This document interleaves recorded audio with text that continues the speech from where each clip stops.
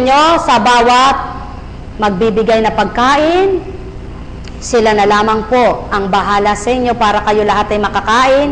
Huwag po kayong mag-alala, may anghel po ang amang sinugo para sa pagkain, para nang sa gayon ay di gutumin ang kanyang mga anak na dumalo sa kanyang anibersaryo sa pamamagitan ng Espiritu at sa gawaing ito.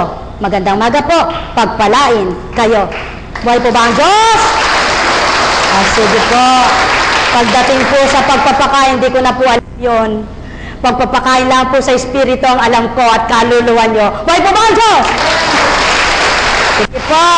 Mahal ko po kayo tulad ng pag-ibig ni Kristo at ng Ama. Magandang maga po. Ay, po Conching, totoo ba sinasabi mo na yan? Binalik na naman po ako.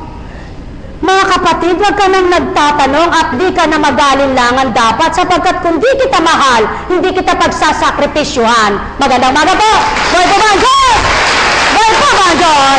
O, sulong po, kain na panglaman sa tiyan.